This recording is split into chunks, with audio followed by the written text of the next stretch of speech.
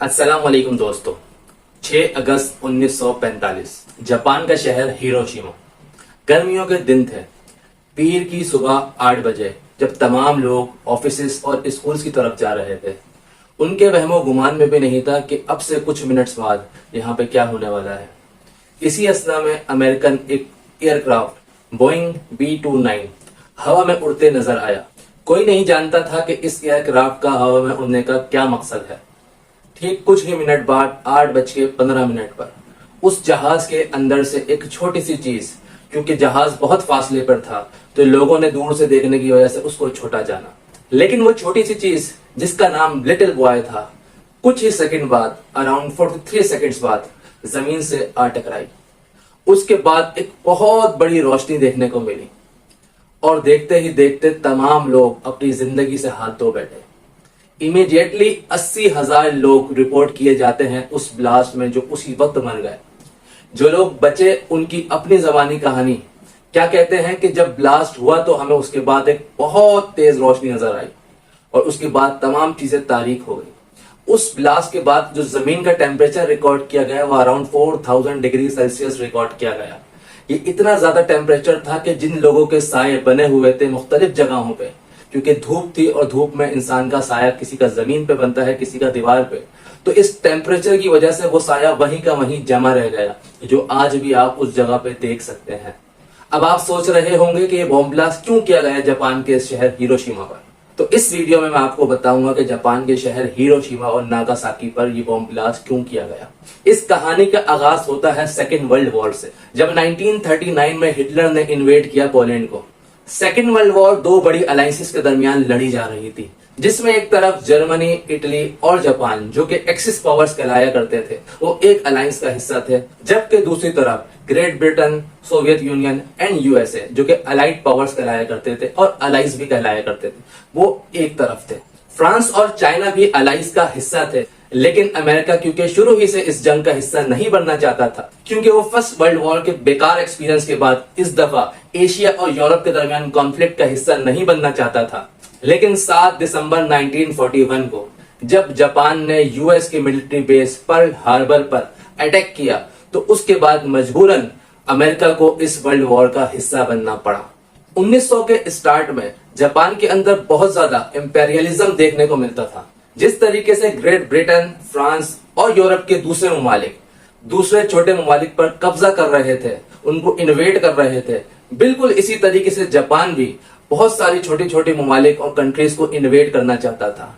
बजाहिर उसका मकसद ये था कि तमाम एशिया के ममालिक मिलकर एक ग्रेट एशिया बनाए, लेकिन पीछे ऐसा कुछ नहीं था, बल्कि वो इन तमाम ममालिक को इन्वेड और कॉलोनाइज करने के बाद उनसे रिसोर्सेस निकालकर मुनाफा कमाना चाहते थे। जापान ने जो सबसे फर्स्ट मेजर एक्सपेंशन की 1931 में, जब नॉर्थ चाइना के एक रीजन मैंचुरिया को उसने कॉलोनाइज किया। जापान इसके अलावा नॉर्थ और साउथ चाइना के बहुत सारे एरियाज को भी कॉलोनाइज करना चाहता था। जिस तरीके से बात की जाए तो साउथ चाइना में वियतनाम एंड कंबोडिया, जो कि फ्रेंच एम्पायर का हिस्सा थे, जो कि फ्रेंच इंडो चाइना भी कहलाता था, तो जापान को उन पर कब्जा करने के लिए बीच से फ्रांस को हटाना था। तो उन्होंने 1940s के अंदर फ्रांस पर हमला किया और उन दोनों एरियाज को भी कॉलोनाइज कर लिया।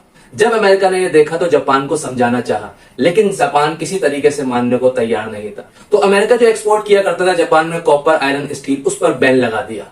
वो समझता था कि शायद जापान इसकी वजह से सरेंडर कर दे, लेकिन क्योंकि जापान ग्रेटर एशिया का सपना देख रहा था तो उसने इसका ऑल्टरनेट वे निकाल लिया। जब अमेरिका ने देखा कि जापान अभी भी सरेंडर करने को तैयार नहीं है, तो जो 80% इंपोर्ट जापान करता था ऑयल की, वो अमेरिका से करता था। अमेरिका ने उसकी ऑयल की एक्सपोर्ट बैन कर दी। अब वो ये समझता था कि क्योंकि जापान का एक अहम रिसोर्स है ऑयल, और इसके बंद होने के बाद जापान सरेंडर कर देगा, लेकिन क्योंकि जापान का ग्रेटर एशिया का सपना ये करने के बाद टूट जाता, तो उन्होंने इसका ऑल्टरनेट वे तलाश करना शुरू कर दिया और उन्होंने मलेशिया और इंडोनेशिया, जो उस वक्त ऑयल की बहुत बड़ी रिसोर्सेज समझी जाती थी, उन पे कब्जा करने का इरादा किया। लेकिन जापान को उस वक्त जो मसला पेश आया वो इंडोनेशिया उस वक्त डच के कब्जे में था, जो कि डच इंडीज भी कहलाया जाता था, और ब्रिटिश मलाय क्योंकि ब्रिटिश के कंट्रोल में था। इस वजह से जापान को ये सोचने पर मजबूर कर दिया इस चीज ने कि अब वो इन दोनों जगहों पे कैसे अपना कब्जा जमाए, क्योंकि ब्रिटिश और डच उस वक्त दोनों अमेरिकन एलाइज थी।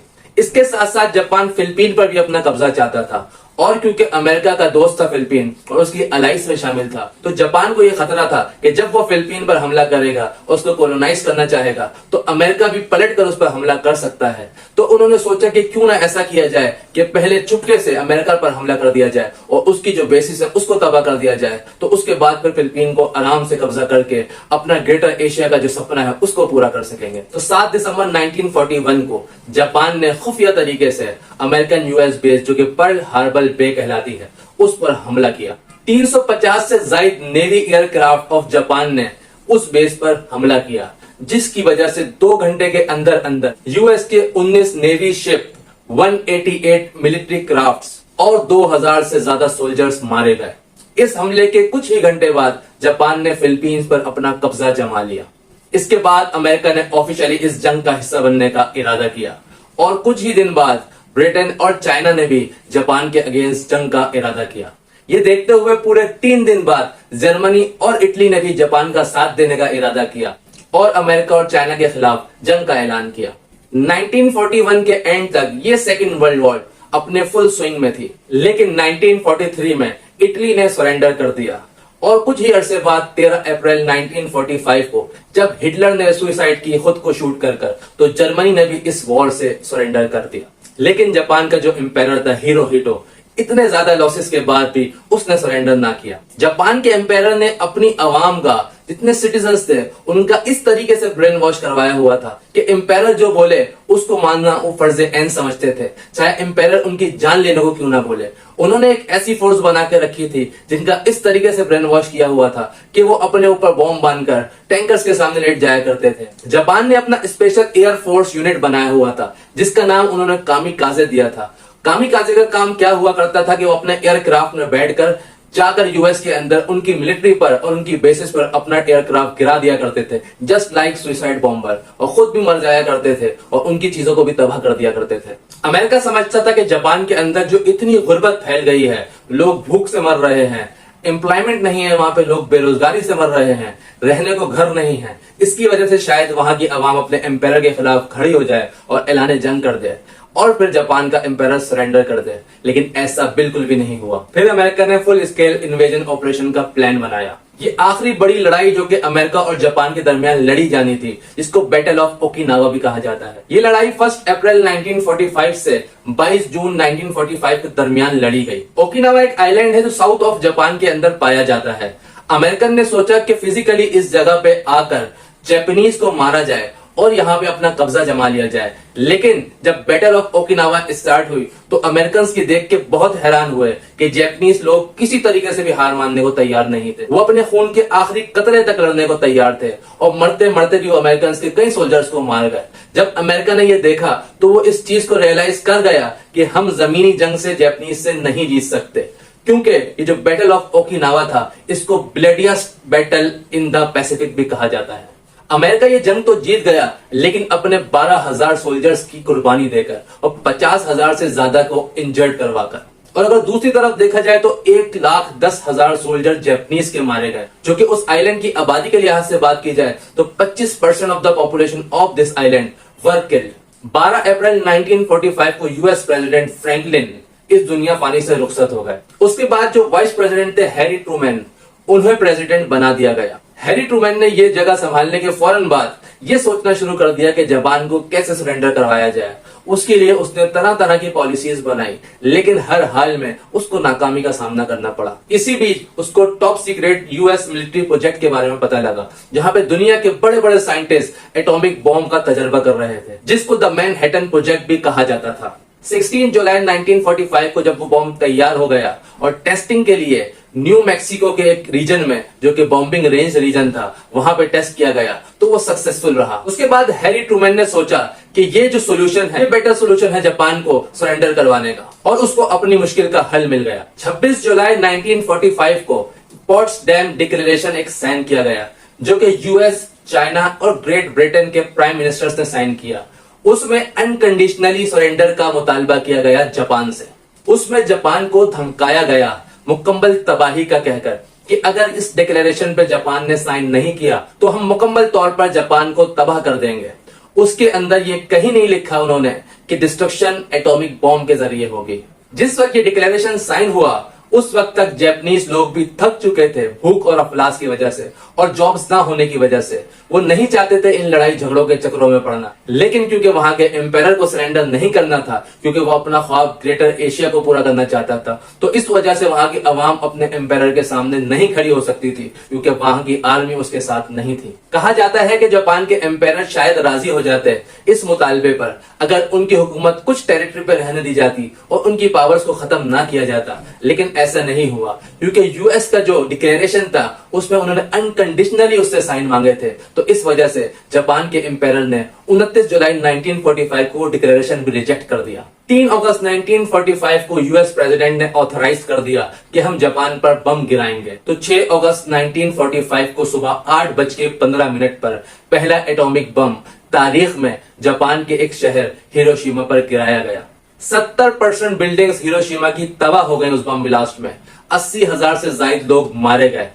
बम ब्लास्ट के कुछ ही देर बाद टॉक्सिक गैसेस और मॉइस्चर के मिलने की वजह से बादल का टुकड़ा बना और बारिश होना शुरू हो गई। वहां के लोग खुश हो गए क्योंकि वो पानी की प्यास से तड़प रहे थे कि शायद बारिश हो गई हो, लेकिन वो बारिश नहीं बल्कि वो एक जहर था जो कि वहां की खतरनाक गैसेस और हवा में मॉइस्चर को मिलकर बनी थी। वो जस्ट लाइक ग्रीस था जो कि आसमान से जमीन की तरफ आ रहा था और कलर भी उसका ब्लैक था। अमूमन जब ऐसी इमरजेंसीज होती हैं तो एम्बुलेंसेस और हेल्थ वर्कर्स आते हैं और रेस्क्यू करते हैं लोगों को, लेकिन 90% हेल्थ वर्कर्स और हॉस्पिटल्स डिस्ट्रॉय हो गए थे इस बॉम्ब ब्लास्ट में। तो वहां पे ऐसा कुछ भी नहीं था कि कोई रेस्क्यू के लिए उन लोगों को आता। जो लोग उसी वक्त फौरन नहीं मरे वो कुछ दिनों बाद और कुछ महीनों बाद रेडिएशन सिकनेस की वजह से मर गए। हिरोशिमा में बॉम्ब ब्लास्ट के बाद जो हाई मिलिट्री ऑफ जापान थी उन्होंने कोई मीटिंग कॉल नहीं की। उनका कहना था कि कोई बड़ी बात नहीं है ये बॉम्ब ब्लास्ट, और उन्होंने फिर भी अपना फैसला यही किया कि वो सरेंडर नहीं करेंगे। तो ठीक 3 दिन बाद 9 अगस्त 1945 की सुबह 11 बजे अमेरिका ने एक और बॉम्ब जिसका नाम फैट मैन था वो जापान के एक और शहर नागासाकी के ऊपर गिरा दिया, जिसकी वजह से फौरन 40,000 लोग उस बॉम्ब ब्लास्ट की वजह से मर गए और तकरीबन 6.7 किलोमीटर स्क्वायर एरिया जो है वो तबाह हो गया पूरा। फैट मैन जो दूसरा बॉम्ब मारा गया नागासाकी पर वो ज्यादा खतरनाक था बनिस्बत उस पहले वाले के जो हिरोशिमा में मारा गया जिसका नाम लिटिल मैन था। लेकिन क्योंकि हिरोशिमा जो जगह थी, जो सिटी था, वो फ्लैट जगह थी, वहां पे कोई पहाड़ियां नहीं थी, इसलिए ज्यादा डिस्ट्रक्शन हुई और ज्यादा लोग मारे गए। जबकि नागासाकी में पहाड़ी इलाका है और क्योंकि पहले बॉम्ब ब्लास्ट की वजह से लोगों को पता लग गया था कि अब उनकी जान को खतरा है, तो ज्यादातर लोग पहाड़ों को पीछे चले गए और उस सिटी के किनारों पर चले गए। तो इस वजह से दूसरे बॉम्ब ब्लास्ट से कम नुकसान हुआ। इन दोनों बॉम्ब ब्लास्ट पे जापान के इन दोनों सिटीज पे अराउंड 2 लाख लोग मारे गए, जिसमें 95% सिविलियन लोग थे। इस दूसरे बॉम्ब ब्लास्ट के बाद जापानीज सुप्रीम काउंसिल की एक मीटिंग हुई जिसके अंदर बैठ के इस फैसले पे मशावरत हुई कि सरेंडर करना चाहिए या नहीं। तो उसमें भी मिलिट्री के बहुत से लोग इसके हक में थे और बहुत से लोग इसके खिलाफ। 3-3 के वोट से हाँ और ना में बराबरी हुई। तो फैसला एम्पायर के पास गया और एम्पायर ने तबाही को देखते हुए ये फैसला किया कि सरेंडर कर देना चाहिए। कहा जाता है कि ये एटॉमिक बॉम्ब सिर्फ एक वजह नहीं था जापान का सरेंडर करने की, बल्कि जो दूसरा बॉम्ब ब्लास्ट नागासाकी पर सुबह 11 बजे किया गया उससे कुछ घंटे पहले सोवियत यूनियन ने भी डिक्लेयर कर दिया था जापान के खिलाफ जंग का। और जापान ने जिस एरिया को इन्वेड किया था जो कि नॉर्थ चाइना का रीजन था मैनचोरिया, सोवियत यूनियन ने वहां पर हमला करके उस जगह को भी अपने हिस्से में ले लिया था। इसके अलावा जापान ने जिन जिन छोटी कंट्रीज को कॉलोनाइज किया था वहां के लोगों में भी बदले की आग जाग रही थी और वो भी जापान पर हमला करना चाहते थे। ये तमाम चीजें एक साथ मिल गई और जापान के जो एम्पायर थे उसको सरेंडर करना पड़ा। कुछ जापानीज मिलिट्री के लोग क्योंकि इस फैसले से खुश नहीं थे तो उन्होंने वहां के एम्पायर के खिलाफ बगावत का ऐलान कर दिया, लेकिन वो इसमें कामयाब ना हो सके। 15 अगस्त 1945 को after the surrender of Japan second world war आखिर अपने अख्ताम को पहुंची। इसके बाद 7 साल तक एलाइज ने जापान पर हुकूमत की और यह सिलसिला 1952 तक कायम रहा। उसके बाद जापान में न्यू कॉन्स्टिट्यूशन बनाया गया और डेमोक्रेसी को एस्टेब्लिश किया गया। एम्पायर के स्टेटस को उन्होंने कंटिन्यू रहने दिया, लेकिन just like a figure head, क्योंकि उसकी तमाम पावर्स को खत्म कर दिया गया। इन दोनों बॉम्ब ब्लास्ट के बाद जो हिरोशिमा और नागासाकी में टोटल डिस्ट्रक्शन हुई उसकी कॉस्ट की बात की जाए तो टोटल 970 मिलियन US के बराबर थी। लेकिन बाद में बहुत सारी कंट्रीज ने वॉलंटियर आकर इस जगह को दोबारा रीबिल्ड किया और अगर आज आप उन जगहों पे जाएं तो आपको बिल्कुल भी ऐसा महसूस नहीं होगा कि कभी यहाँ पे बॉम्ब ब्लास्ट किया गया था। इस बॉम्ब ब्लास्ट की वजह से वहां के बहुत से बच्चे माजूर पैदा हुए और रेडिएशन की वजह से वहां के लोगों में कैंसर की वबा फैल गई। लेकिन खुशकिस्मती की बात यह है कि ये लॉन्ग टर्म डिजीज नहीं है। कुछ अरसे बाद जापान में एक वबा फैली, जिसके बाद इस रेडिएशन की जो कॉस्ट थी वो मिनिमाइज होना शुरू हो गई और आहिस्ता आहिस्ता खत्म हो गई। यूएस प्रेसिडेंट हैरी ट्रूमैन ने कभी भी रिग्रेट फील नहीं किया इन बॉम्ब ब्लास्ट के बाद, ना ही कभी किसी प्लेटफॉर्म पे आके माफी मांगी, बल्कि उनका कहना था कि अगर बैटल ऑफ ओकिनावा को कंटिन्यू रखा जाता तो मजीद 10 साल लग जाते उनको जापान को कब्जा करने में और उसमें उनके करीब 1 मिलियन सोल्जर्स मारे जाते। तो उन्होंने इस चीज को बेहतर समझा कि बजाय 1 मिलियन सोल्जर उनके मारे जाएं तो 2 लाख लोग जापान के इन दोनों बॉम्ब ब्लास्ट में मार गिराए जाएं। क्या ये बॉम्ब ब्लास्ट जस्टिफाइड थे? तो इसके लिए 1991 में 2 सर्वे किए गए, एक यूएस में और एक जापान में। यूएस के सर्वे में 61% लोग ये समझते थे कि ये जो बॉम्ब ब्लास्ट हुआ ये बिल्कुल ठीक हुआ और जस्टिफाइड था, जबकि जापान के अंदर 29% लोग ये समझते थे कि ये बॉम्ब ब्लास्ट जस्टिफाइड था। आप लोग कमेंट्स में अपनी राय भी जरूर बताएं, क्या ये दोनों बॉम्ब ब्लास्ट जस्टिफाइड थे जो जापान के सिविलियंस पर गिराए गए। मजीद इंफॉर्मेटिव वीडियोस देखने के लिए मेरे चैनल को सब्सक्राइब कीजिए। शुक्रिया।